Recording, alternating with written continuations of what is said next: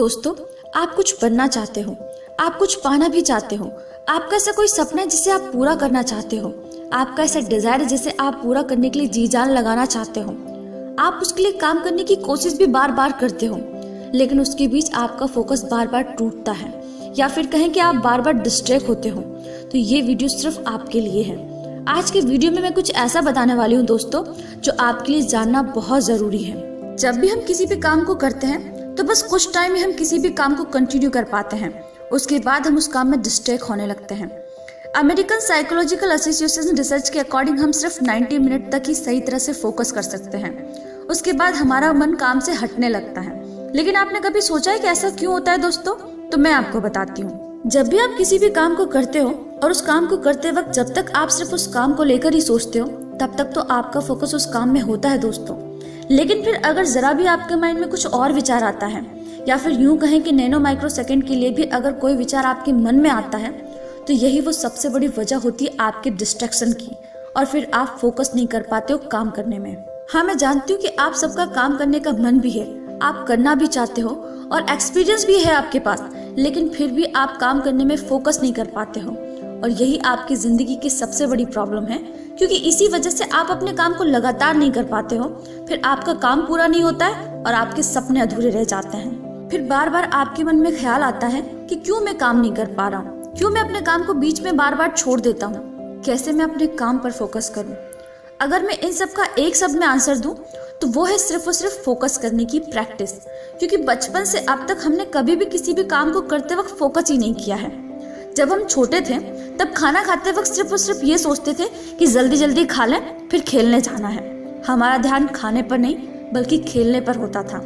और जब खेलते थे तब ये सोचते थे कि टाइम कम है, जल्दी जल्दी बहुत सारे गेम खेल लें, फिर ट्यूशन जाना है।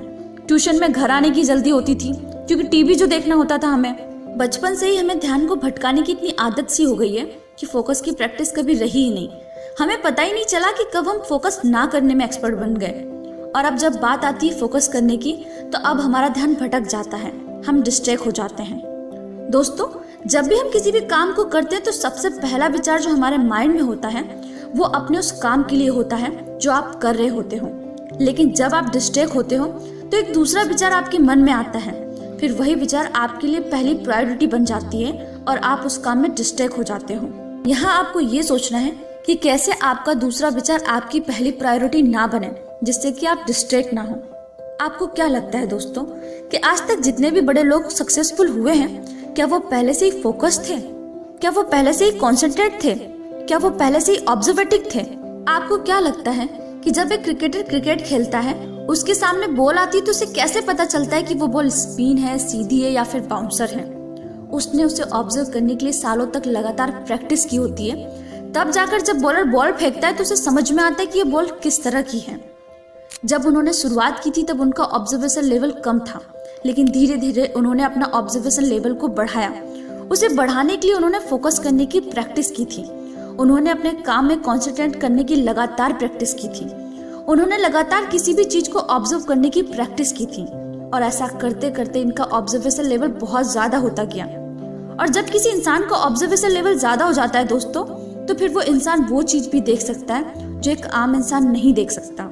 एटॉमिक हैबिट के बुक राइटर जेम्स क्लियर ने एक बात कही है कि अगर आप किसी भी हैबिट को अपने अंदर लाना चाहते हो तो आपको 2 महीने तक लगातार प्रैक्टिस करनी चाहिए। जब आप 2 महीने तक किसी भी काम को करोगे ना, तो फिर वो काम आपकी आदत बन जाएगी और आपके बिहेवियर में वो चीज ऐड हो जाएगी, और फिर आप उस काम को कंटिन्यू कर सकते हो। इस वीडियो के लास्ट में मैं आपसे सिर्फ इतना कहना चाहती हूँ दोस्तों कि अगर आप सच में फोकस को बढ़ाना चाहते हो तो आपको प्रैक्टिस तो करनी ही होगी, because practice makes man perfect.